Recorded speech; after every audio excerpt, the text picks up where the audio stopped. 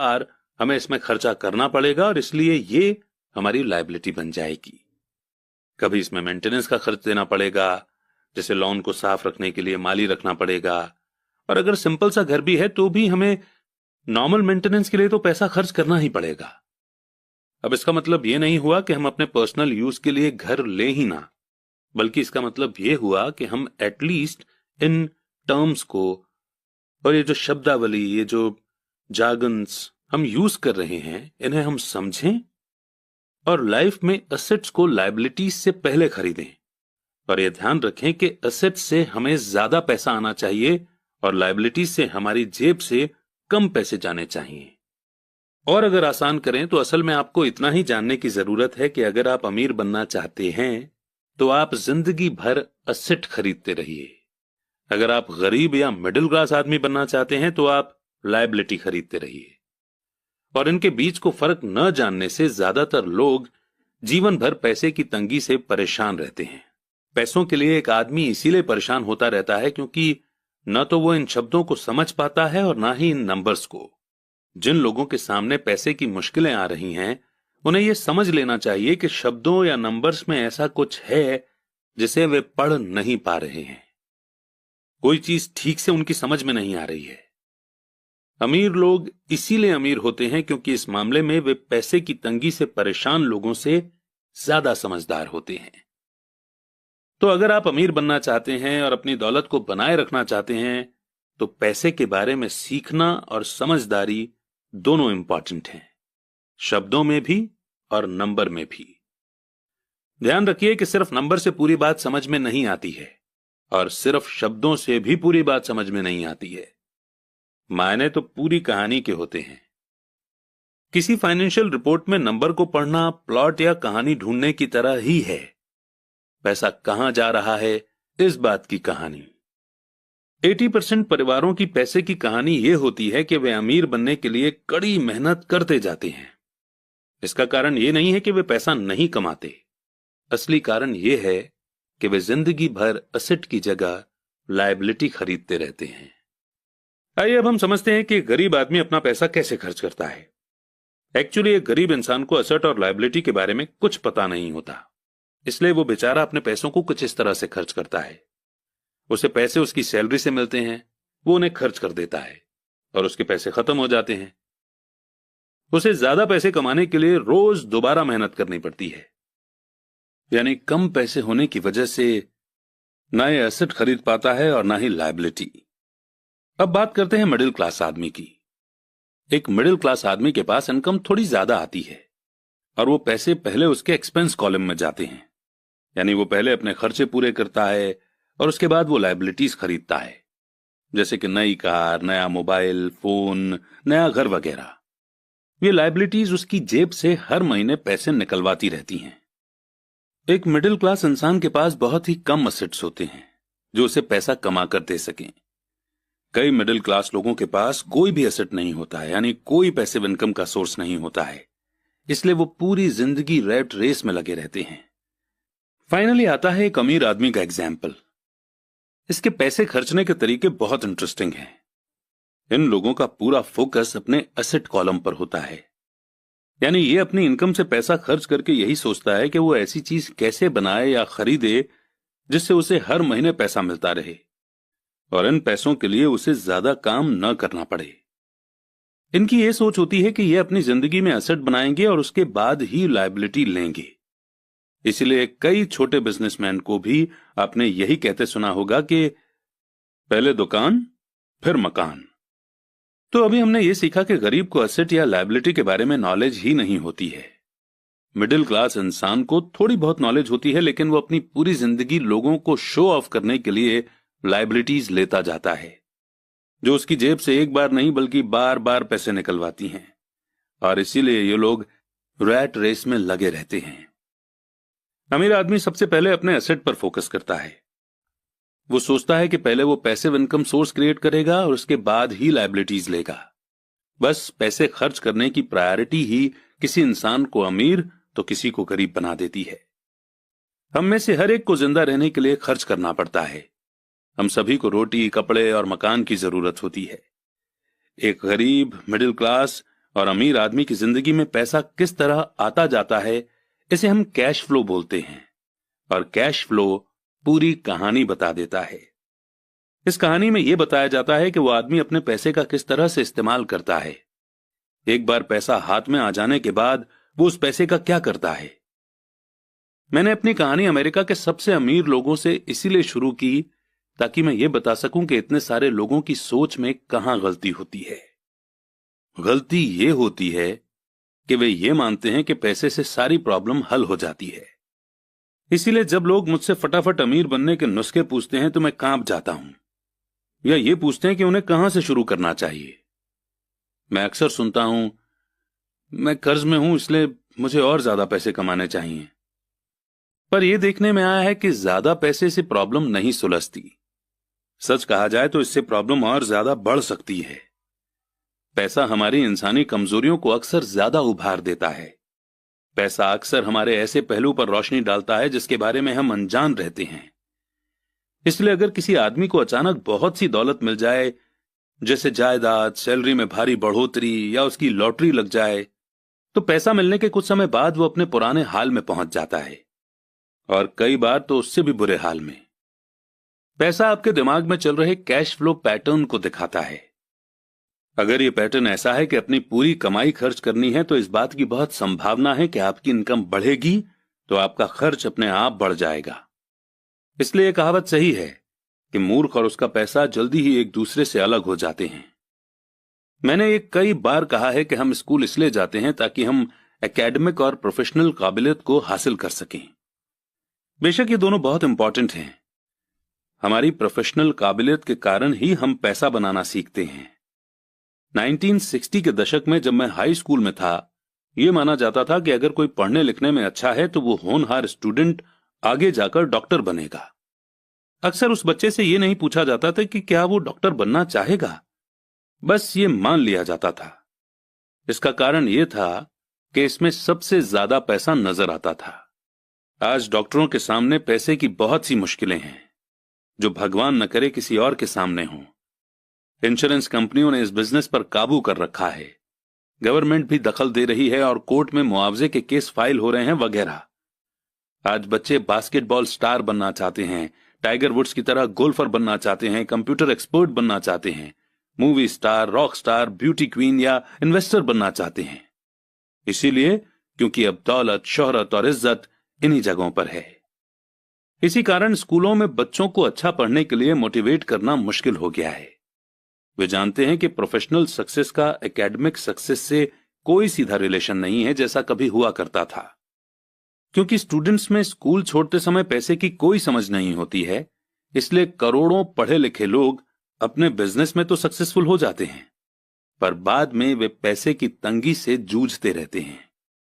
वे और ज्यादा मेहनत करते हैं पर अपनी प्रॉब्लम से जीत नहीं पाते। उनकी एजुकेशन में कमी यह नहीं है कि उन्हें पैसा कमाना नहीं सिखाया गया, बल्कि कमी यह है कि उन्हें पैसा खर्च करने का तरीका नहीं सिखाया गया।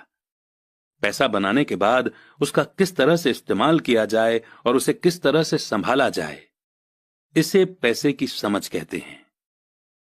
पैसा एक बार कमाने के बाद उसका क्या किया जाए, इसे अपने पास कितने लंबे समय तक रोका जाए और अपने पैसे से कड़ी मेहनत कैसे करवाई जाए।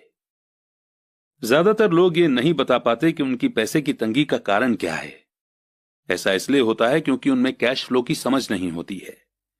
कोई आदमी बहुत पढ़ा लिखा हो सकता है, अपने बिजनेस में सक्सेसफुल हो सकता है, पर हो सकता है कि उसमें पैसे की बिल्कुल भी समझ ना हो। ऐसे लोग अक्सर जरूरत से ज्यादा कड़ी मेहनत करते हैं क्योंकि उन्होंने कड़ी मेहनत करना तो सीखा है, पर पैसे से अपने लिए कड़ी मेहनत करवाना नहीं सीखा। यह कहानी बताती है कि पैसे का सुख भरा सपना किस तरह दुख भरे सपने में बदल जाता है। कड़ी मेहनत करने वाले लोगों की फिल्मी कहानी एक घिसे पिटे ढर्रे पर चलती है। हाल में शादीशुदा खुश बहुत पढ़े लिखे पति पत्नी साथ साथ रेंट के मकान में रहने लगते हैं। जल्दी उन्हें यह लगने लगता है कि वे पैसा बचा रहे हैं, क्योंकि दो लोगों के साथ साथ रहने का खर्च भी लगभग उतना ही होता है जितना कि अकेले आदमी का। प्रॉब्लम यह है कि जिस अपार्टमेंट में वे रहते हैं वो छोटा है। वे अपने सपनों का घर खरीदने के लिए पैसे बचाने लगते हैं ताकि वे बच्चे पैदा कर सकें। अब उनके पास 2 लोगों की सैलरी होती है और वे अपने करियर पर ज्यादा ध्यान देने लगते हैं। उनकी इनकम बढ़ने लगती है। जैसे जैसे उनकी इनकम बढ़ने लगती है, उनके खर्चे भी बढ़ने लगते हैं। ज्यादातर लोगों के लिए पहले नंबर का खर्च होता है टैक्स।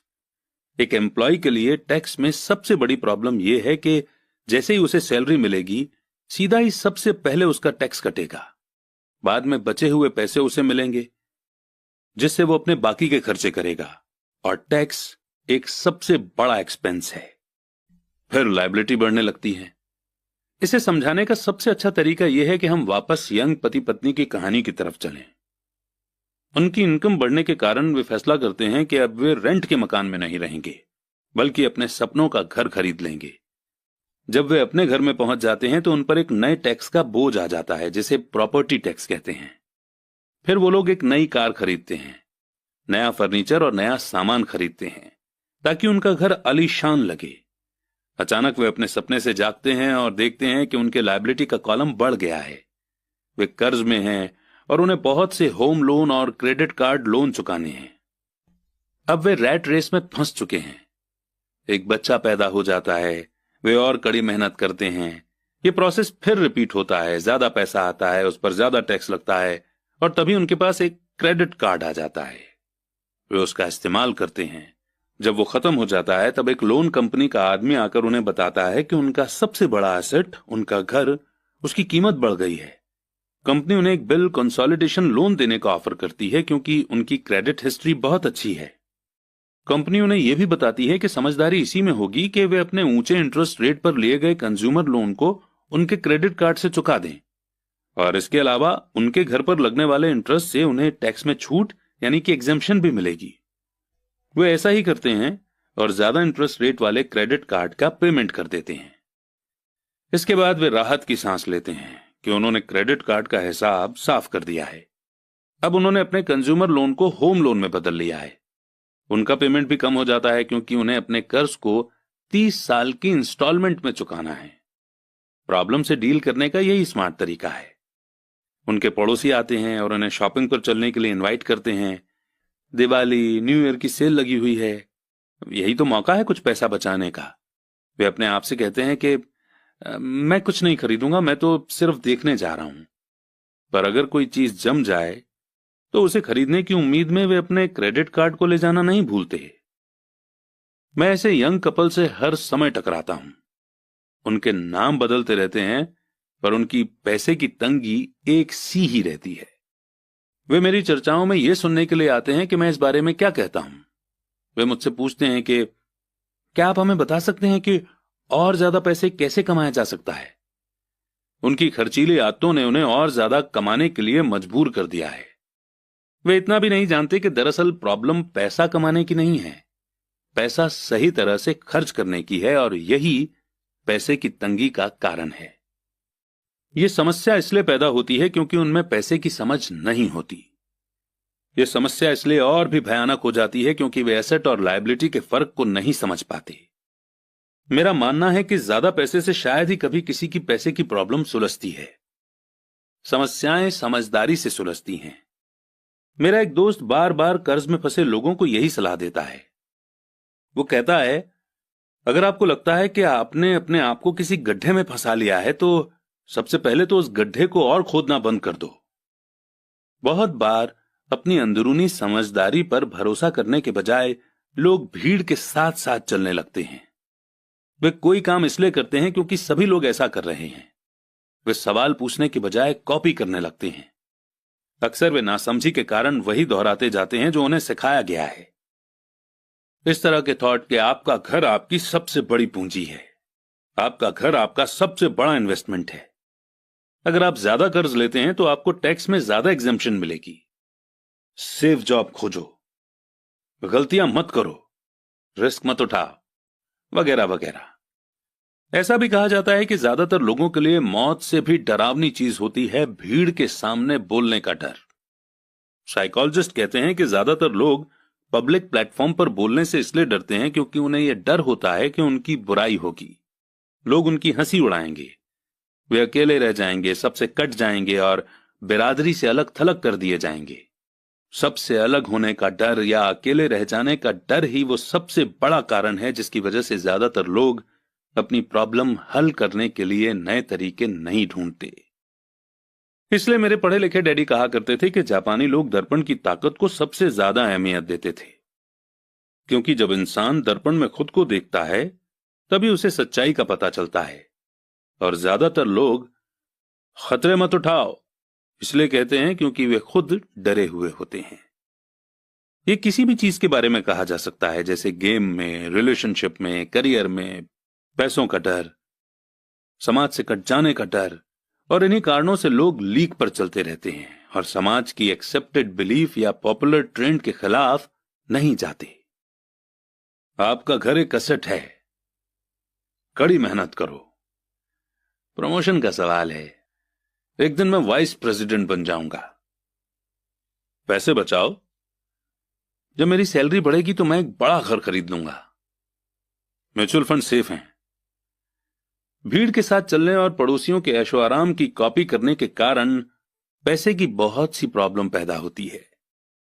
कई बार हम सभी को दर्पण में देखने की जरूरत होती है और हमें अपने डर के बजाय अपनी अंदरूनी समझदारी से सोचना चाहिए।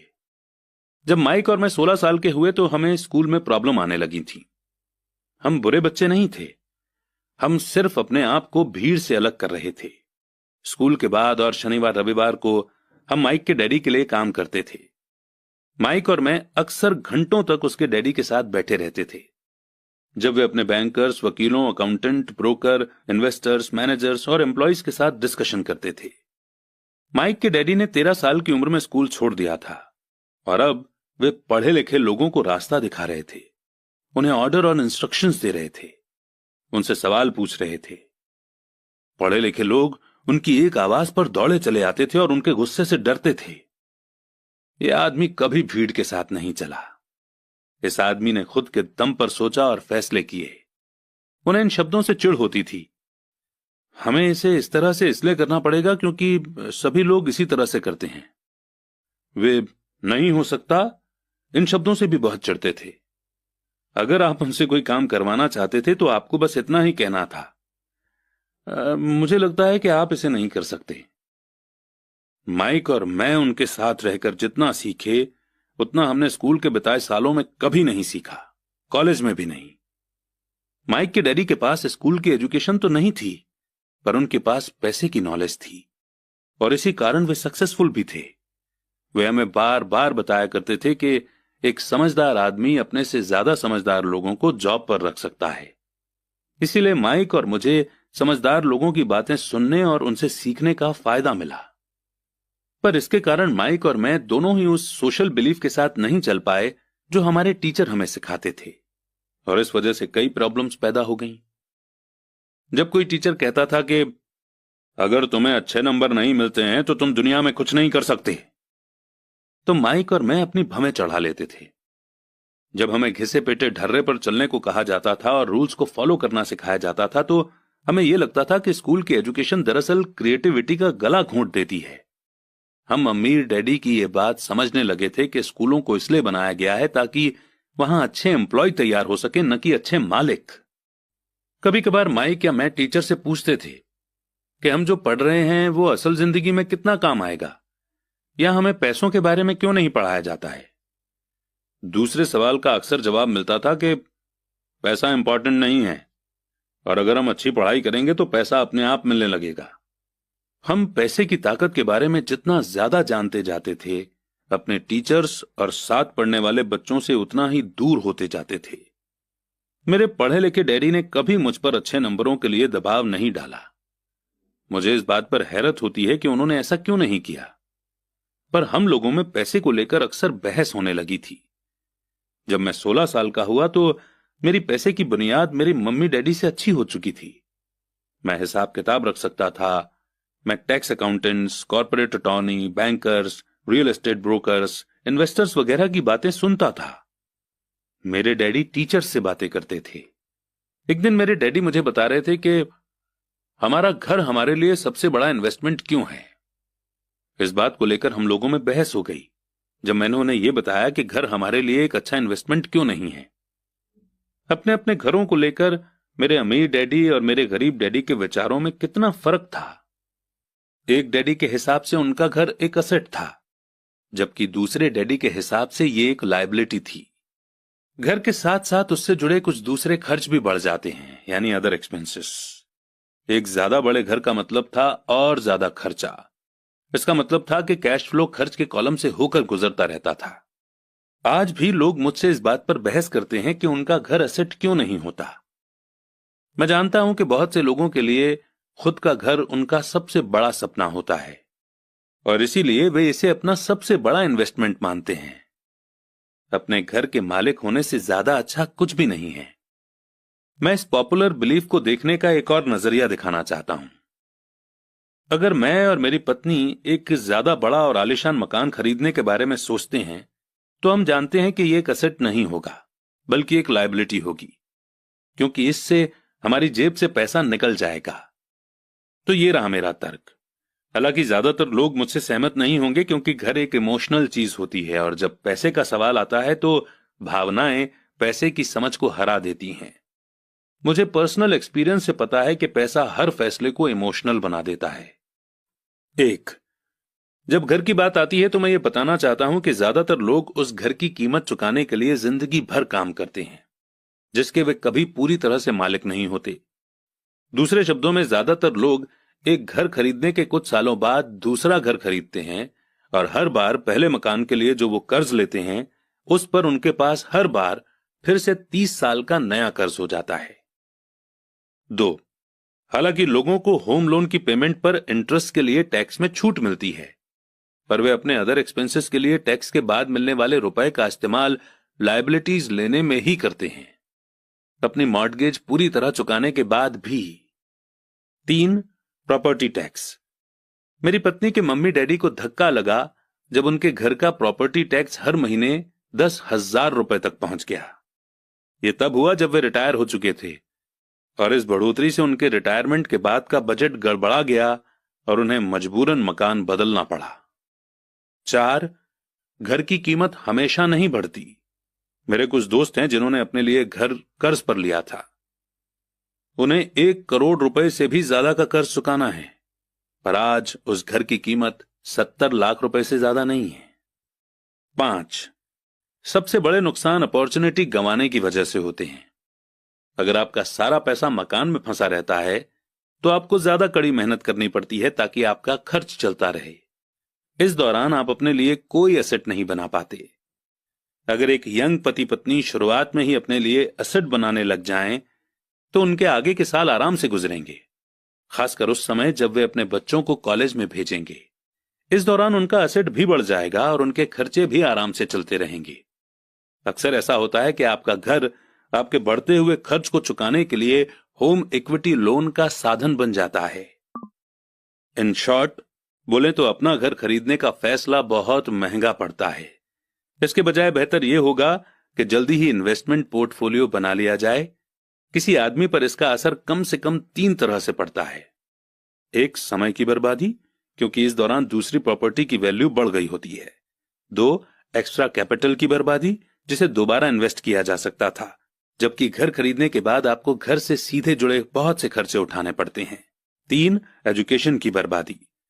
अक्सर ऐसा होता है कि लोग ये मानते हैं कि उनके एसेट में उनका घर, सेविंग्स और रिटायरमेंट प्लान आते हैं, क्योंकि उनके पास इन्वेस्ट करने के लिए पैसा नहीं होता, इसलिए वे बिल्कुल भी इन्वेस्टमेंट नहीं करते।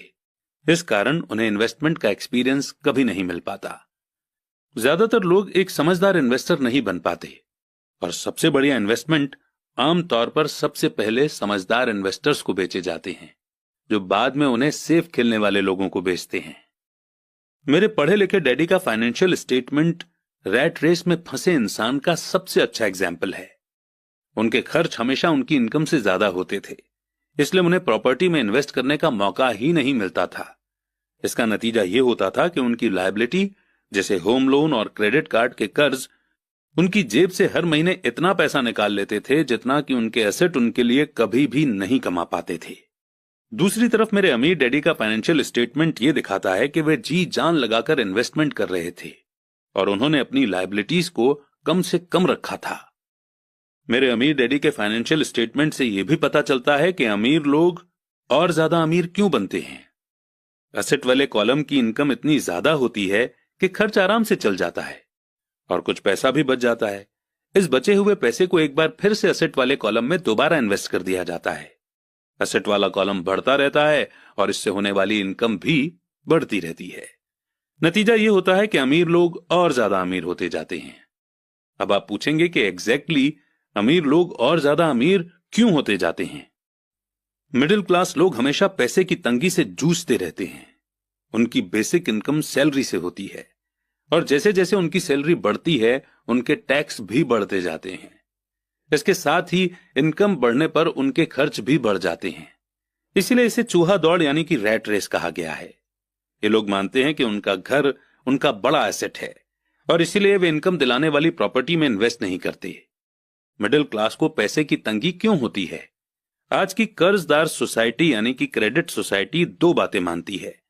पहली ये कि खुद का घर एक इन्वेस्टमेंट होता है और दूसरी ये कि सैलरी बढ़ने पर खर्च भी बढ़ना चाहिए या एक ज्यादा बड़ा घर खरीद लेना चाहिए। बढ़ते हुए खर्च के कारण परिवार ज्यादा कर्ज में फंस जाते हैं और उन्हें पैसे की और ज्यादा तंगी का सामना करना पड़ता है। हालांकि वे अपनी जॉब में लगातार तरक्की कर रहे हैं और उनकी सैलरी लगातार बढ़ती जा रही है। इसे हाई रिस्क लिविंग या बहुत जोखिम भरी लाइफस्टाइल कहा जाता है और इसका कारण यह है कि ऐसे लोगों में पैसे की समझ नहीं होती।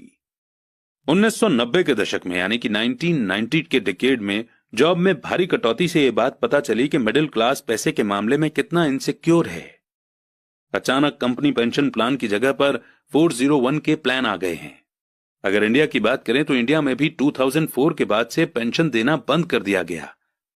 सिर्फ डिफेंस सर्विसेज में पेंशन्स हैं और एनपीएस यानी कि न्यू पेंशन स्कीम स्टार्ट कर दी गई और इससे रिटायरमेंट का सहारा नहीं बनाया जा सकता। मिडिल क्लास में घबराहट का माहौल पैदा हो गया है। आज एक अच्छी बात यह है कि ज्यादातर लोग ये बातें समझते हैं और इसलिए उन्होंने म्यूचुअल फंड खरीदना शुरू कर दिया है। इन्वेस्टमेंट में हुई बढ़ोतरी के कारण ही हमने स्टॉक मार्केट में इतनी तेजी देखी है। आज मिडिल क्लास की बढ़ती मांग को पूरा करने के लिए नए नए म्यूचुअल फंड बनते जा रहे हैं। म्यूचुअल फंड इसलिए पॉपुलर हैं क्योंकि वे सेफ होने के सिंबल हैं।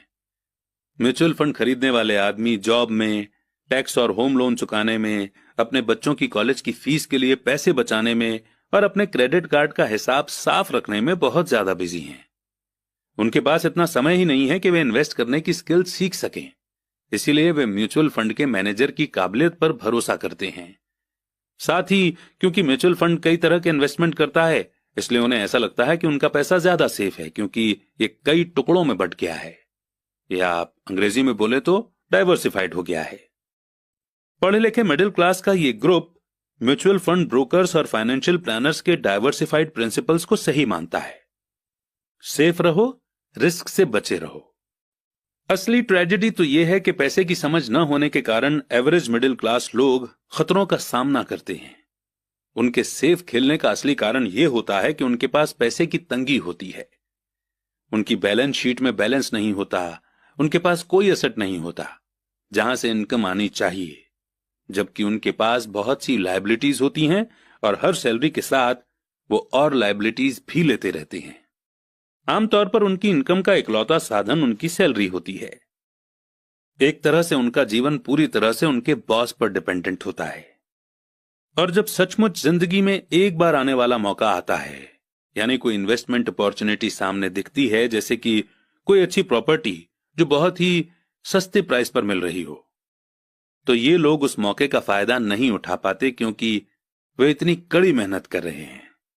इसलिए वे सेफ गेम खेलते हैं, सबसे ज्यादा टैक्स चुकाते हैं और कर्ज के बोझ से दबे रहते हैं। जैसा मैंने इस सेक्शन के शुरू में कहा था कि सबसे इंपॉर्टेंट रूल यह है कि एसेट और लायबिलिटी के बीच के फर्क को पहचाना जाए। एक बार आप इनमें फर्क समझ लें, इसके बाद आप इनकम देने वाली प्रॉपर्टी खरीदने की लगातार कोशिश करते रहें। यह अमीर बनने की राह पर चलने का सबसे बढ़िया तरीका है। इसे करते रहें और आपका एसेट वाला कॉलम बढ़ता रहेगा। अपनी लायबिलिटी और खर्च को कम करने की कोशिश भी करते रहें। इससे पैसा आपके एसेट वाले कॉलम में आता रहेगा। जल्द ही आपके पास इतने एसेट हो जाएंगे कि आप और ज्यादा रिस्क वाले इन्वेस्टमेंट कर सकेंगे। ऐसे इन्वेस्टमेंट जिनमें 100% से बिना किसी लिमिट तक प्रॉफिट हो सकता है, ऐसे इन्वेस्टमेंट जिनमें 50,000 रुपए की रकम जल्दी ही 10 लाख रुपए या इससे ज्यादा हो जाती है, ऐसे इन्वेस्टमेंट जिन्हें मिडिल क्लास बहुत ही रिस्क भरा मानता है। इन्वेस्टमेंट रिस्की नहीं है, बल्कि ये उस इंसान की पैसे की नासमझी है, फाइनेंशियल इग्नोरेंस यानी कि अज्ञान है, जो उसे बहुत रिस्क भरा बना देती है। एक एम्प्लॉय होने के नाते जो घर का मालिक भी है, आपकी जॉब का पैटर्न जनरली ये होता है। एक, आप किसी के लिए काम करते हैं। सैलरी पर काम करने वाले ज्यादातर लोग मालिक को या शेयर होल्डर्स को ज्यादा अमीर बना रहे हैं। आपकी कोशिशों, मेहनत और सक्सेस से दरअसल आपका मालिक सक्सेसफुल होता है और उसके रिटायरमेंट में मदद मिलती है। दो, आप गवर्नमेंट के लिए काम करते हैं। आप इसे देख पाएं इसके पहले ही गवर्नमेंट आपकी सैलरी में से अपना हिस्सा ले लेती है। ज्यादा कड़ी मेहनत करके आप गवर्नमेंट को देने वाले टैक्स में बढ़ोतरी करते हैं। ज्यादातर लोग जनवरी से मई तक सिर्फ और सिर्फ गवर्नमेंट के लिए काम करते हैं। तीन, आप बैंक के लिए काम करते हैं। टैक्स चुकाने के बाद आपका सबसे बड़ा खर्च आमतौर पर अपना होम लोन और क्रेडिट कार्ड का कर्ज चुकाना होता है। अगर आप सिर्फ ज्यादा कड़ी मेहनत से काम करते जाएं तो प्रॉब्लम यह है कि तीनों ही मामलों में आपकी ज्यादा मेहनत से किसी और को ज्यादा फायदा मिलता है। आपको यह सीखना चाहिए कि आपकी ज्यादा मेहनत से किस तरह आपको और आपके परिवार को सीधा फायदा मिल सकता है। अगर आप ये फैसला कर भी लें कि आप अपने काम से काम रखेंगे, फिर भी आपको यह नहीं पता होता कि आपके गोल्स को किस तरह से सेट किया जाए। ज्यादातर लोग अपने प्रोफेशन को बनाए रखना चाहते हैं और अपनी सैलरी के सहारे ही असेट बनाना चाहते हैं। जब उनकी वेल्थ बढ़ती है तो वे किस तरह से अपनी सक्सेस को मापते हैं। कब कोई आदमी यह महसूस करता है कि वो अमीर है, कि उसके पास दौलत है। असेट और लायबिलिटी की मेरी अपनी डेफिनेशन की ही तरह दौलत के बारे में भी मेरी अपनी ही डेफिनेशन है। दरअसल मैंने इसे बकमिंस्टर फुलर नाम के इंसान से सीखा है। कुछ लोग उसे नीम हकीम कहते हैं और कई लोग उसे एक जीता जागता जीनियस कहते हैं। सालों पहले सभी आर्किटेक्ट इसलिए हैरान हो गए थे क्योंकि 1961 में उसने जियोडेसिक डोम के पेटेंट के लिए अप्लाई किया था और उस एप्लीकेशन में फुलर ने दौलत के बारे में भी कुछ कहा था। पहले तो उसका ठीक ठाक मतलब समझ में नहीं आया था, पर उसे कई बार पढ़ने के बाद इसका मतलब समझ में आने लगा। दौलत किसी आदमी की वो एबिलिटी या काबिलियत है जिसके सहारे वो आगे आने वाले इतने दिनों तक जिंदा रह सकता है। यानी अगर मैं आज काम करना बंद कर दूं तो मैं कितने समय तक जिंदा रह सकता हूं। ये नेटवर्थ की तरह नहीं है जो आपके एसेट और लायबिलिटी के बीच का फर्क है। हर इंसान को लगता है कि उसके पास जो सामान है वो बहुत कीमती है, पर इस डेफिनेशन से सचमुच सही असेसमेंट किया जा सकता है। मैं अब असेस कर सकता हूं और सचमुच जानता हूं कि फाइनेंशियल रूप से आजाद होने के मेरे गोल के मामले में मैंने कितनी तरक्की कर ली है। हालांकि नेटवर्थ में ऐसी चीजें भी आ जाती हैं जिनसे पैसा नहीं आता, जैसे वो चीज जो आपके गैरेज में खड़ी है। दौलत का सीधा सा हिसाब यह है कि आपका पैसा कितना पैसा बना रहा है और इसीलिए आप फाइनेंशियल रूप से कितने दिनों तक जिंदा रह सकते हैं। दौलत दरअसल असेट के कॉलम की कैश फ्लो के लायबिलिटी वाले कॉलम के साथ तुलना है। एक एग्जाम्पल लेते हैं। मान लीजिए कि मेरे पास हर महीने में अपने एसेट से 10,000 रुपए कैश आ रहा है और मेरा खर्च हर महीने 20,000 रुपए है। तो सवाल यह है कि मेरे पास कितनी दौलत है। अब हम बकमिस्टर फुलर की डेफिनेशन की तरफ चलते हैं। उनके डेफिनेशन के हिसाब से मैं कितने दिनों तक जिंदा रह सकता हूं। अगर हम एक महीने में 30 दिन मान लें तो इस डेफिनेशन के हिसाब से मैं 15 दिन तक जिंदा रह सकता हूं।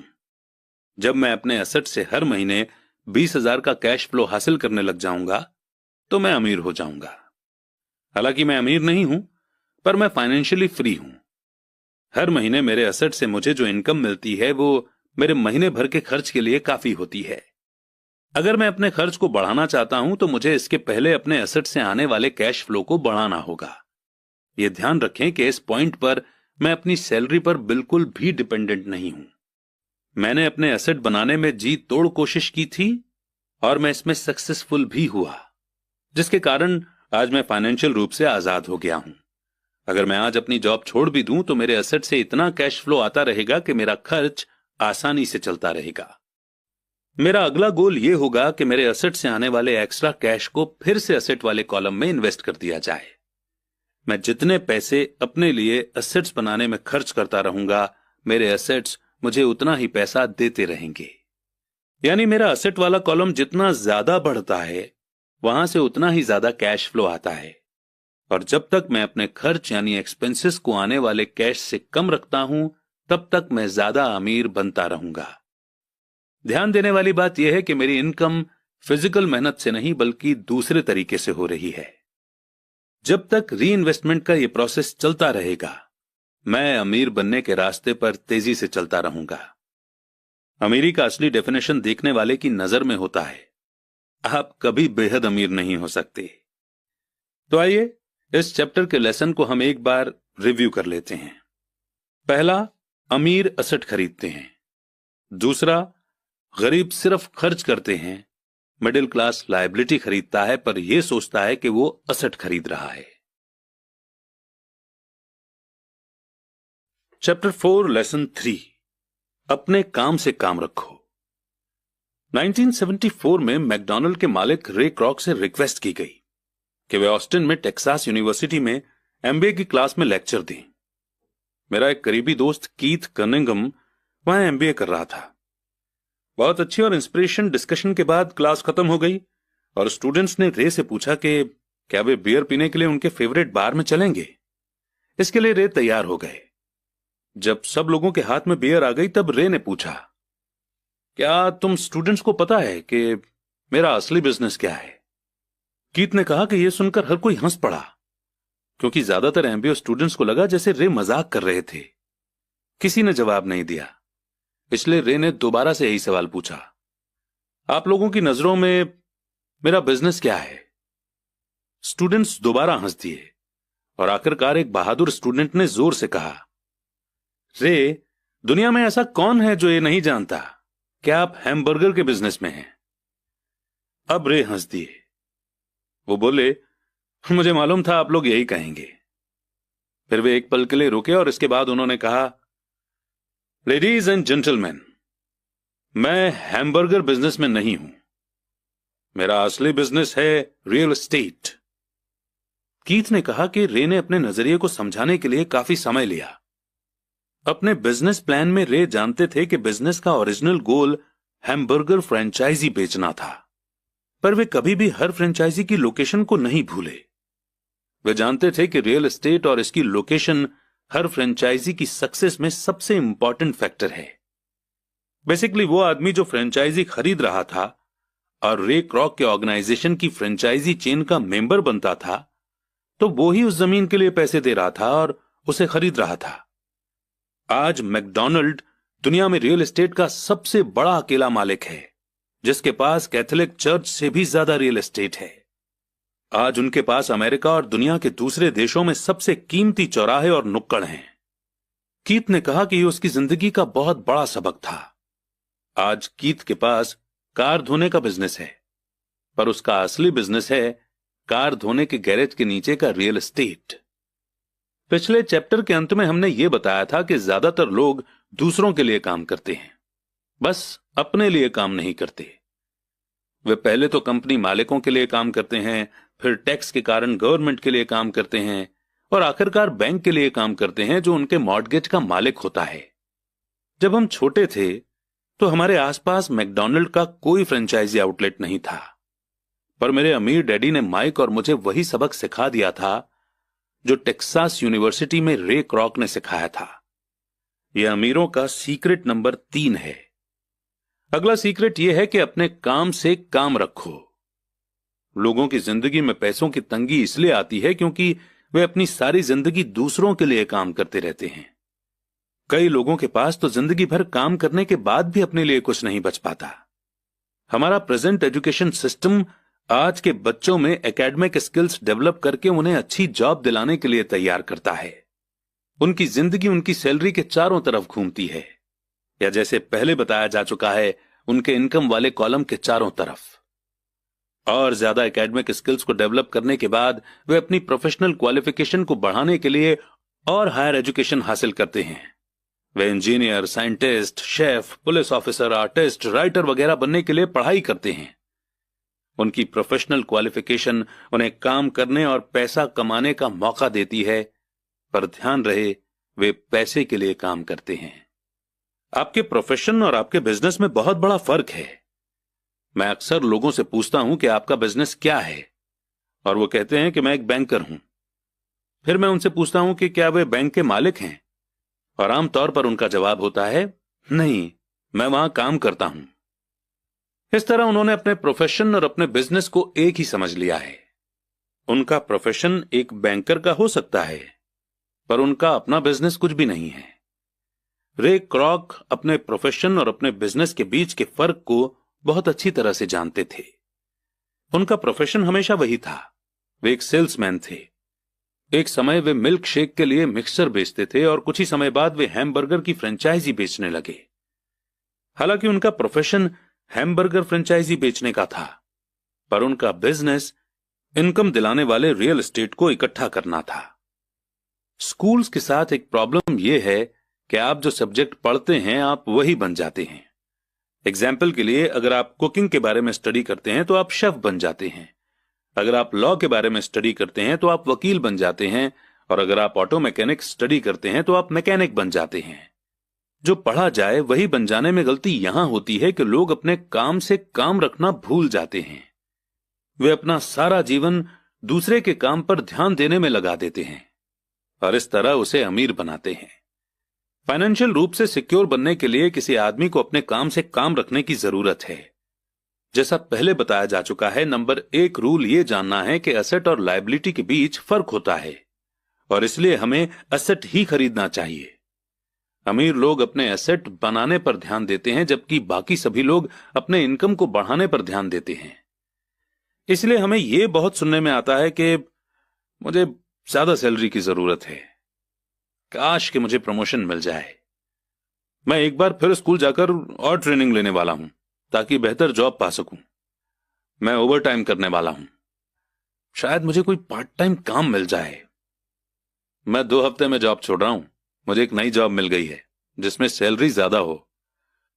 ज्यादातर ये समझदारी की बातें मानी जाती हैं, पर अगर आप रे क्रॉक की बात समझ लेते हैं तो ऐसा करके आप अपने काम से काम नहीं रख रहे हैं। तो आइडिया यह है कि सारे लोग सिर्फ अपनी इनकम को इंक्रीज करने में लगे हुए हैं, लेकिन अगर वो इनकम से आ रहे पैसों को असेट खरीदने में लगाते हैं जिससे उन्हें और पैसे आएं, तो वो अमीर बन सकते हैं। गरीब और मिडिल क्लास के ज्यादातर लोग फाइनेंशियल रूप से पुरानी सोच वाले होते हैं, यानी मैं रिस्क नहीं उठा सकता, यानी कि उनका कोई फाइनेंशियल बेस नहीं होता। वे अपनी जॉब से चिपके रहते हैं, वे गेम को सेफ तरीके से ही खेलते हैं। जब टेक्नोलॉजी इंप्रूव होने की वजह से कम एम्प्लॉयज की जरूरत होने लगी तो बहुत से लोगों की जॉब चली गई। उस वक्त लाखों करोड़ों लोगों को पता चला कि जिसे वे अपना सबसे बड़ा एसेट मानते थे, यानी कि उनका घर, वो उन्हें जिंदा मार रहा है। उनका घर नाम का ही एसेट था, क्योंकि घर हर महीने उनकी जेब से पैसे निकलवा रहा था। उनकी कार, उनके दूसरे एसेट भी उन्हें जिंदा मार रहे थे। घर में रखे 50,000 रुपए के खरीदे गए मोबाइल फोन्स कुछ कमाकर नहीं दे रहे थे। जॉब की सिक्योरिटी न होने के कारण अब उनके पास जीवन चलाने का कोई आधार नहीं बचा था। उनके विचार में जो एसेट थे वे पैसे के संकट के समय में उनकी कुछ भी मदद नहीं कर सकते थे। एक दिन मैं लोन लेने के लिए बैंक में गया, लेकिन बैंक वालों को कर्ज लेने के लिए मेरे फाइनेंस की हालत बहुत अच्छी नहीं लग रही थी। इसलिए जो एप्लीकेशन उन्होंने मुझे भरने को दी थी, उस एप्लीकेशन में अपने गोल्फ क्लब, मेरे आर्ट कलेक्शन, किताबें, stereo, television, Armani suits, wrist watch, जूते और दूसरी चीजों को असेट वाले कॉलम में दिखा दिया। मेरे लोन के एप्लीकेशन को रिजेक्ट कर दिया गया, और एप्लीकेशन रिजेक्ट करने का कारण यही था कि मैंने अरमानी सूट्स, गोल्फ क्लब या आर्ट क्लब कलेक्शन को एप्लीकेशन में असेट कॉलम में भरा था, बल्कि एक्चुअली में मेरा बहुत ज्यादा इन्वेस्टमेंट रियल एस्टेट में था। लोन कमेटी को यह पसंद नहीं आया था कि मैं अपार्टमेंट हाउसेस से इतने ज्यादा पैसे कमा रहा था। वे ये जानना चाहते थे कि मेरे पास एक नॉर्मल जॉब क्यों नहीं है जिसमें सैलरी मिलती हो। अब मैं इस बात पर क्या ही बोलूं। कई बार जिंदगी मुश्किल हो जाती है जब हम कुछ डिफरेंट सोच रहे होते हैं। मैं हर बार चौंक जाता हूं जब मैं किसी को यह कहते हुए सुनता हूं कि उनके पास 1 करोड़ रुपए के एसेट हैं या 10 करोड़ रुपए के एसेट हैं। अब ये चीज एक्यूरेट नहीं है, और इसका एक रीजन ये है कि जिस पल आप अपने एसेट को बेचना शुरू करते हैं, आपको उससे मिले पैसों पर टैक्स चुकाना पड़ता है। इसीलिए इतने सारे लोग अपने आप को पैसे के गहरे संकट में डाल लेते हैं। जब उनकी इनकम कम हो जाती है, पैसा जुटाने के लिए वे अपने एसेट को बेचते हैं। पहले तो उनके पर्सनल एसेट आमतौर पर उस वैल्यू से बहुत कम में बिकते हैं जिस वैल्यू पर उन्होंने उसे खरीदा था, या अगर एसेट्स बेचने से कोई फायदा होता है तो उस पर टैक्स लगा दिया जाता है। तो एक बार फिर गवर्नमेंट प्रॉफिट में से अपना हिस्सा ले लेती है और इस तरह कर्ज को खत्म करने के लिए जुटाई जाने वाली रकम को कम कर देती है। अपने काम से काम रखना शुरू कर दें। दिन की जॉब को करते रहें, पर असली एसेट को खरीदना भी शुरू कर दें। पर ऐसे लायबिलिटीज या पर्सनल चीजों से बचें जिनकी कीमत एक बार लाने पर कम हो जाए। आप जिस पल एक नई कार शोरूम से बाहर ले जाते हैं, उसकी कीमत 25% कम हो जाती है। यह असली एसेट नहीं है, हालांकि आपके बैंकर भी इसे एसेट मानते हैं। पर इस बुक को सुनने के बाद आप इन्हें एसेट ना ही माने तो बेहतर है। बड़ों के लिए यही सही है कि अपने खर्चे कम कर लें, अपनी लायबिलिटीज को घटा लें और मेहनत से ठोस एसेट का फाउंडेशन बना लें। पेरेंट्स को अपने बच्चों को यह सिखाना चाहिए कि एसेट और लायबिलिटी के बीच का फर्क क्या होता है। कॉलेज जाने से पहले ही उन्हें एसेट वाले कॉलम को बनाने की मोटिवेशन दी जानी चाहिए। इसके पहले कि वे जॉब स्टार्ट करें, शादी करें, घर खरीदें, बच्चे पैदा करें, खतरनाक फाइनेंशियल सिचुएशन में फंसें, जॉब को कसकर पकड़े रहें और हर चीज को उधार में खरीदें, अपने बच्चे को यह सिखाना हमारा फर्ज है। मैं बहुत सारे यंग कपल्स को देखता हूं जो शादी कर लेते हैं और अपने आप को ऐसे जाल में फंसा लेते हैं जिससे वे अपनी जॉब से बाहर नहीं निकल पाएंगे। जब बच्चे घर छोड़कर अपनी अलग फैमिली बनाने चले जाते हैं, तब ज्यादातर लोगों को यह एहसास होता है कि उन्होंने रिटायरमेंट की पूरी तैयारी नहीं की है और वे थोड़ा पैसा अलग रखना शुरू कर देते हैं। फिर उनके मम्मी डैडी बीमार हो जाते हैं और उन पर नई जिम्मेदारियां आ जाती हैं। अब आप सोच रहे होंगे कि मैं आपको या आपके बच्चों को किस तरह के एसेट को जोड़ने के लिए कह रहा हूं। मेरी दुनिया में असली एसेट कई तरह के होते हैं, जैसे कि एक ऐसे बिजनेस जिनमें मेरे होने की जरूरत ना हो। मैं उनका मालिक जरूर हूं, पर उन्हें दूसरे लोग चलाते हों। अगर मुझे वहां काम करना पड़े तो यह बिजनेस नहीं होगा, यह मेरी जॉब कहलाएगी। 2 stock, 3 bond, 4 mutual fund, 5 income देने वाला real estate, 6 notes, 7 intellectual property जैसे म्यूजिक, स्क्रीन प्ले, पेटेंट वगैरह से मिलने वाली रॉयल्टी, 8 और ऐसी हर चीज जो कीमती है, जो पैसे कमा कर देती है और जिसकी वैल्यू बढ़ जाती है और जिसका एक रेडी मार्केट है। जब मैं छोटा था तो मेरे पढ़े लिखे डैडी ने मुझे एक सिक्योर जॉब ढूंढने की सलाह दी। दूसरी तरफ मेरे अमीर डैडी ने मुझे ऐसे एसेट्स को इकट्ठा करने की सलाह दी जिन्हें मैं पसंद करता था। उन्होंने मुझसे कहा कि अगर तुम इन्हें पसंद नहीं करते हो तो तुम इनका ध्यान नहीं रख पाओगे। मैं रियल एस्टेट इसलिए इकट्ठा करता हूं क्योंकि मुझे बिल्डिंग और जमीन से प्यार है। मैं उनके लिए शॉपिंग करना भी पसंद करता हूं। मैं सारा दिन उन्हें देख सकता हूं। जब प्रॉब्लम आती है तो मैं उस प्रॉब्लम की वजह से यह नहीं सोचता कि मैं रियल एस्टेट यानी अपनी प्रॉपर्टी बिजनेस में क्यों आया। ऐसे लोग जो रियल एस्टेट से नफरत करते हैं, उन्हें इसे नहीं खरीदना चाहिए। मुझे छोटी कंपनियों के स्टॉक भी पसंद हैं, खासकर नई कंपनियों के स्टॉक यानी शेयर्स। इसका कारण यह है कि मैं एंटरप्रेन्योर हूं, न कि कोई कॉर्पोरेट आदमी।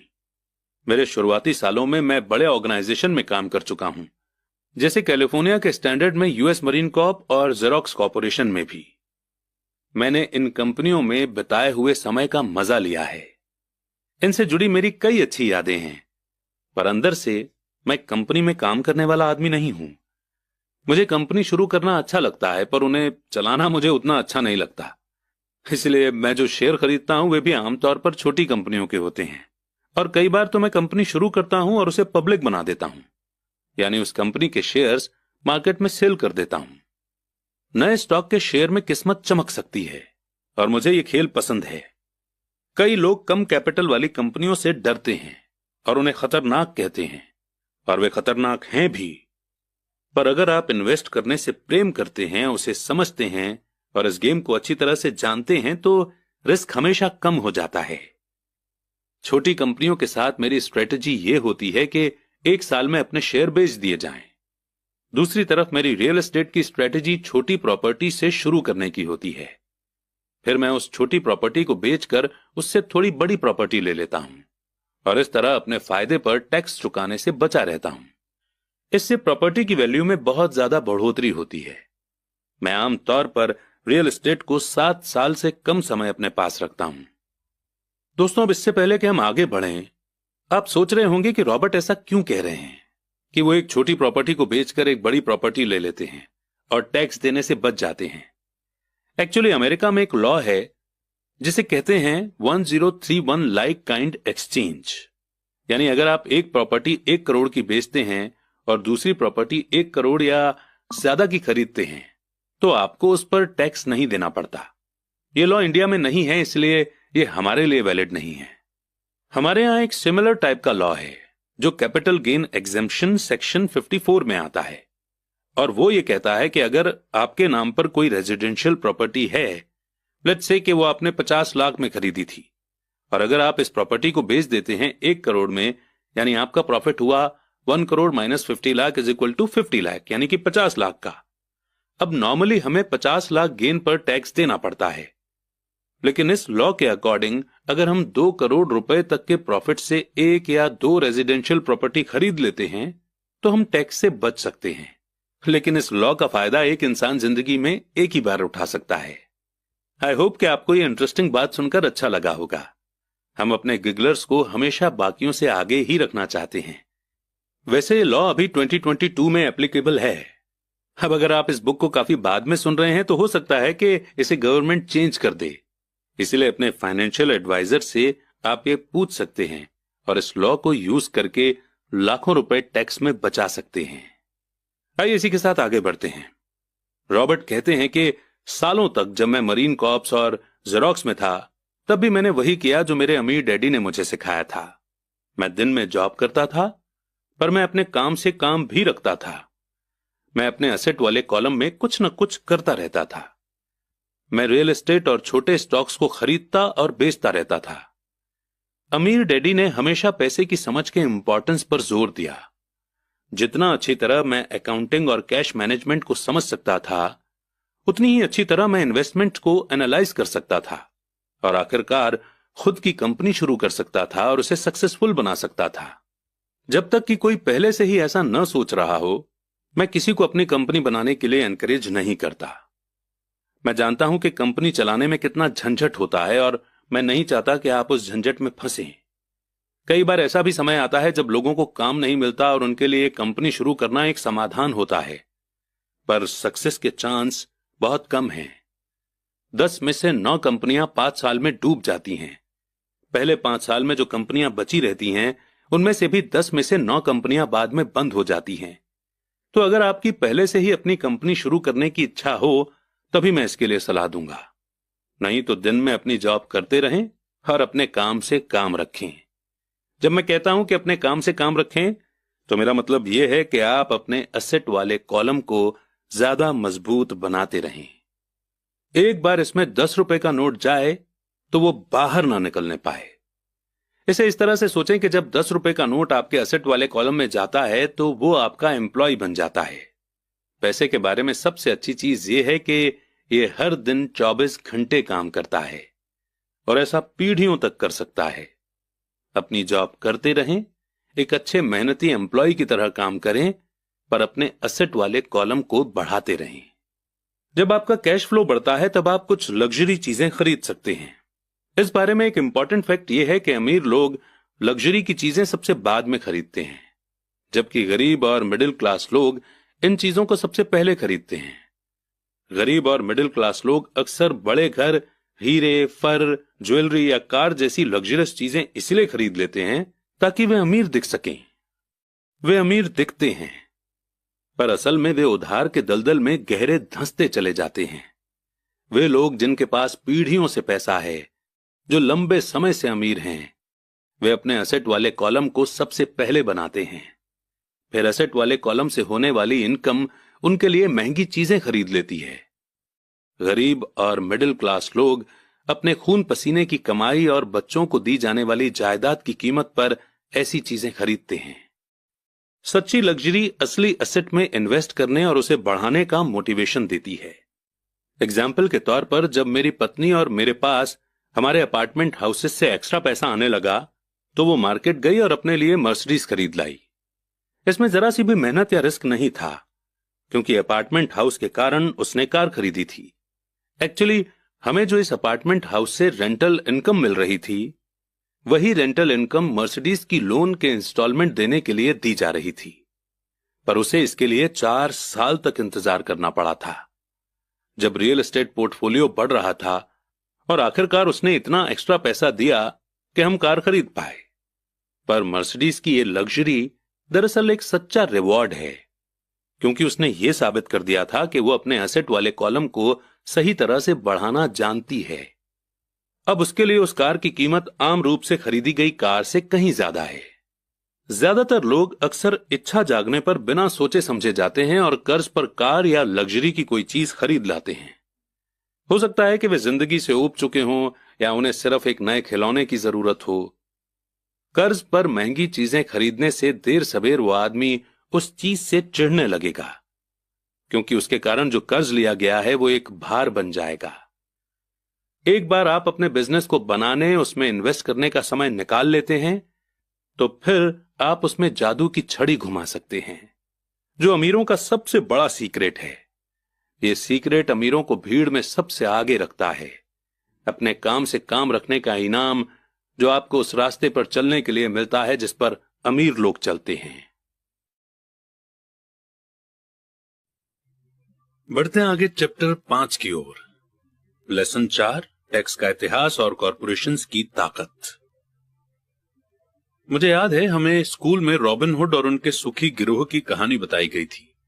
स्कूल टीचर का मानना था कि यह केविन कॉस्टनर की तरह ही एक रोमांटिक हीरो की अद्भुत कहानी है, जो अमीरों को लूटता था और गरीबों में बांट देता था। मेरे अमीर डैडी की नजर में रॉबिन हुड हीरो नहीं था, वे उसे बदमाश मानते थे।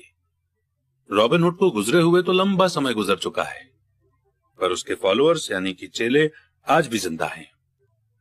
कितनी बार मैंने लोगों को यह कहते हुए सुना है कि इसके लिए अमीर लोग पैसे क्यों नहीं देते, या अमीरों को और ज्यादा टैक्स देना चाहिए और उसे गरीबों में बांट देना चाहिए।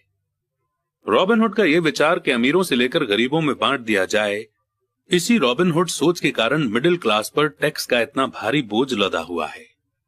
सच्चाई तो यह है कि अमीरों पर टैक्स लगता ही नहीं है। गरीबों की भलाई के लिए जो पैसा लगता है वो मिडिल क्लास से आता है, खासकर पढ़े लिखे और ज्यादा इनकम वाले मिडिल क्लास से। टैक्स के बारे में पूरी तरह से समझने के लिए हमें इसके हिस्टोरिकल बैकग्राउंड को समझने की जरूरत है। हमें टैक्स की हिस्ट्री को जानने की जरूरत है। हालांकि मेरे पढ़े लिखे डैडी एजुकेशन के इतिहास पर कमाल का ज्ञान रखते थे, पर मेरे अमीर डैडी टैक्स की हिस्ट्री के एक्सपर्ट थे। अमीर डैडी ने माइक और मुझे यह समझाया कि इंग्लैंड और अमेरिका में पहले कोई टैक्स नहीं लगते थे। कभी कभार जंग का खर्च जुटाने के लिए कुछ समय के लिए टैक्स जरूर लगा करते थे। राजा या प्रेसिडेंट के बस कहने भर की देर थी और हर आदमी उसकी कही हुई बात मानकर अपना सहयोग देता था। ब्रिटेन में 1799 से 1816 से बीच नेपोलियन से जंग के समय टैक्स लगाया गया था, और अमेरिका में 1861 से 1865 के बीच हुए सिविल वॉर के खर्च को जुटाने के लिए टैक्स लगाया गया था। 1874 में इंग्लैंड ने इनकम टैक्स को अपने सिटीजन्स पर परमानेंट रूप से लगा दिया था। 1913 में कॉन्स्टिट्यूशन के 16th अमेंडमेंट के साथ ही अमेरिका में भी इनकम टैक्स परमानेंट रूप से लगा दिया गया। एक समय था जब अमेरिकी लोग टैक्स विरोधी हुआ करते थे। इंग्लैंड और अमेरिका दोनों को ही रेगुलर इनकम टैक्स के विचार को जनता के गले उतारने में लगभग 50 साल का समय लगा। अगर इंडिया की बात करें तो 1857 में मंगल पांडे के समय में जो मिलिट्री म्यूटिनी हुई थी, उसका खर्चा पूरा करने के लिए 1860 में सर जेम्स विलियन ने टैक्स की शुरुआत की थी। इन हिस्टोरिकल डेट से हमें यह नहीं पता चल पाता है कि दोनों ही मामलों में टैक्स शुरू से सिर्फ अमीरों पर लगाए गए थे। अमीर डैडी चाहते थे कि माइक और मैं इस बात को कभी नहीं भूलें। उन्होंने समझाया कि टैक्स का आइडिया पॉपुलर बना और उसे ज्यादातर लोगों ने सिर्फ इसलिए माना क्योंकि उन्हें यह बताया गया कि टैक्स अमीरों को सजा देने और मिडिल क्लास और गरीबों में मदद देने का जरिया है। इसी कारण पब्लिक ने टैक्स लॉ के सपोर्ट में वोट दिए और ये लॉ बन गया। हालांकि इसका मकसद अमीरों को सजा देना है, पर दरअसल ये उन्हीं लोगों को सजा देता है जिन्होंने इसे सपोर्ट किया था, यानी गरीब और मिडिल क्लास। एक बार गवर्नमेंट ने पैसे का स्वाद चख लिया तो उसकी भूख बढ़ती गई। अमीर डैडी ने कहा, तुम्हारे डैडी और मैं पूरी तरह से विरोध में हैं। वो एक गवर्नमेंट ब्यूरोक्रेट हैं और मैं एक पूंजीपति यानी कि कैपिटलिस्ट हूं। हमें अपोजिट व्यवहार के कारण पैसे मिलते हैं और हमारी सक्सेस अलग अलग स्टैंडर्ड पर तौली जाती है। उन्हें पैसा खर्च करने और लोगों को काम देने के लिए पैसे दिए जाते हैं। वे जितना ज्यादा खर्च करते हैं और जितना ज्यादा लोगों को काम पर रखते हैं, उनका ऑर्गेनाइजेशन उतना ही बड़ा होता जाता है। गवर्नमेंट में जितना बड़ा उनका ऑर्गेनाइजेशन होता है, उतना ही ज्यादा उन्हें सम्मान दिया जाता है। दूसरी तरफ मेरे ऑर्गेनाइजेशन में मैं जितने कम लोगों को रखूं और जितना कम पैसा खर्च करूं, मेरे इन्वेस्टर मेरा उतना ही ज्यादा सम्मान करते हैं। इसलिए मैं गवर्नमेंट आदमियों को पसंद नहीं करता हूं। उनके गोल्स बिजनेस के ज्यादातर लोगों से हटकर होते हैं। जैसे जैसे गवर्नमेंट के एम्प्लॉय बढ़ते हैं, उन्हें सैलरी देने के लिए उतने ही ज्यादा टैक्स की जरूरत होती है। मेरे पढ़े लिखे डैडी इस बात में भरोसा करते थे कि गवर्नमेंट को लोगों की मदद करनी चाहिए।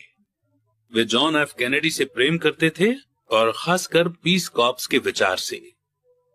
वे इस विचार को इतना ज्यादा चाहते थे कि वे और मेरी मां दोनों ही पीस कॉर्प्स के लिए काम करते थे और मलेशिया, थाईलैंड और फिलीपींस जाने वाले वॉलंटियर्स को ट्रेन करते थे। वे हमेशा एक्स्ट्रा ग्रांट्स और बजट में बढ़ोतरी की कोशिश करते थे ताकि वे ज्यादा लोगों को भर्ती कर सकें। ऐसा वे एजुकेशन डिपार्टमेंट में अपनी जॉब में भी करते थे और पीस कॉर्प्स में भी। ये उनका काम था। जब मैं 10 साल का था, तब से मैं अमीर डैडी से ये सुनता आया हूं कि गवर्नमेंट एम्प्लॉइज आलसी चोरों का गिरोह है, और मेरे गरीब डैडी से ये सुनता हूं कि अमीर लोग लालची और बदमाश होते हैं जिनसे गवर्नमेंट को ज्यादा टैक्स लेना चाहिए। दोनों ही विचारों के पक्ष में तर्क दिए जा सकते हैं। मेरे लिए ये बहुत मुश्किल था, क्योंकि एक तरफ तो मैं शहर के सबसे बड़े बिजनेसमैन में से एक के लिए काम करता था और दूसरी तरफ जब मैं घर आता था तो वहां मेरे डैडी होते थे जो एक नामी गवर्नमेंट लीडर थे। यह तय करना आसान नहीं था कि कौन सही बोल रहा है और किसकी बात पर मुझे भरोसा करना चाहिए। पर जब आप टैक्स की हिस्ट्री को स्टडी करते हैं तो एक दिलचस्प पहलू सामने आता है। जैसा मैंने कहा कि टैक्स का लागू होना सिर्फ इसलिए संभव हो सका क्योंकि जनता रॉबिनहुड के इकोनॉमिक प्रिंसिपल में भरोसा करती थी, जिसमें अमीरों से लेकर बाकी सब में बांट दिया जाता है। प्रॉब्लम यह थी कि गवर्नमेंट की पैसे की भूख इतनी बढ़ गई कि जल्द ही मिडिल क्लास पर भी टैक्स लगाने की नौबत आ गई और वहां से धीरे धीरे टैक्स का बोझ नीचे की तरफ आता गया। दूसरी तरफ अमीरों ने इसे एक मौके की तरह देखा। वे उन्हीं रूल से नहीं खेलते हैं जिनसे पब्लिक खेलती है। जैसा मैंने बताया है, अमीर पहले ही कॉर्पोरेशंस के बारे में जानते थे जो पानी के जहाजों के दिनों में पॉपुलर हुए थे। अमीरों ने हर समुद्री यात्रा के एसेट के रिस्क को लिमिटेड करने के लिए कॉर्पोरेशन का इस्तेमाल किया। अमीर लोग हर समुद्री यात्रा के लिए पैसे जुटाने के लिए कॉर्पोरेशन में अपना पैसा डालते थे। फिर ये कॉर्पोरेशन न्यू वर्ल्ड में खजाने की खोज के लिए सेलर्स को भर्ती करता था। अगर जहाज डूब जाता था तो सेलर्स की जान जाती थी, पर अमीर लोगों को सिर्फ इतना ही नुकसान होता था कि उनका वो पैसा डूब जाता था जो उन्होंने समुद्री यात्रा के लिए दिया था। इस कॉन्सेप्ट को हम थोड़ा और अच्छे से एक्सप्लेन कर देते हैं। देखिए, आपने इंडिया में पब्लिक लिमिटेड कंपनी का नाम सुना होगा। इसमें लिमिटेड शब्द का मतलब हम एक एग्जाम्पल से समझते हैं। मान लीजिए अगर आप एक लिमिटेड कंपनी नहीं खोलते हैं और नॉर्मली बिजनेस करते हैं, और इस केस में अगर आपसे कोई एक्सीडेंट हो जाता है, जैसे कि अनजाने में आपके एम्प्लॉयज की काम करते हुए जान चली जाती है, तो इस केस में आपकी पर्सनल प्रॉपर्टी जैसे कि आपका घर भी उन्हें कॉम्पनसेशन देने के लिए जा सकता है। लेकिन वहीं पर अगर आप एक लिमिटेड लायबिलिटी कंपनी खोलते हैं तो मैक्सिमम लॉस जो आपका हो सकता है वो आपका आपके बिजनेस में इन्वेस्टमेंट है। यानी अगर आपने अपने बिजनेस में से 10 लाख रुपीस इन्वेस्ट किए हैं तो आपसे 10 लाख रुपीस ही मैक्सिमम लिए जा सकते हैं, यानी आपकी लायबिलिटी लिमिटेड है। अमीर लोग किस तरह का खेल खेलते हैं? कॉर्पोरेशन के कानूनी ढांचे यानी लीगल